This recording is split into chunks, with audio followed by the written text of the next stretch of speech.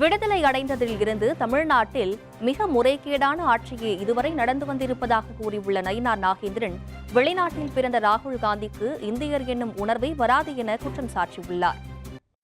கூட பத்திரிகையில செய்திருக்கு, பாலியல் வன்கொடுமை 10 வயசு குழந்தையிலிருந்து 70 வயசு பெண்கள் வரையிலும் பாலியல் வன்கொடுமை.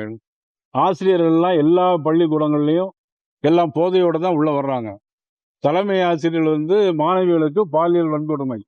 இதுவரையிலும் இந்தியாவில் சுதந்திரம் அடைஞ்ச பிறகு இந்த ஒரு 4 வருடத்திலும் இவ்வளவு பெரிய ஒரு மோசமான ஆட்சி எங்கேயுமே கிடையாது. ஆட்சி கட்டுப்பாடு இல்லை, அவ்வளவுதான். தமிழ்நாட்டில் உள்ளவங்களுக்கு தமிழன் என்கின்ற உணர்வு இருக்கணும். இந்தியாவில் உள்ள ஒரு பிரஜைக்கு இந்தியன் என்கின்ற உணர்வு வேண்டும். வெளிநாட்டில் உள்ளவங்களுக்கு நம்ம இந்தியாவுடைய உணர்வு வராது. அது மாதிரி தமிழனா இருந்து வாக்களிக்க தமிழனுக்கு ஒரு உரிமைகளும் பெற்றுக்கொள்ளணும்.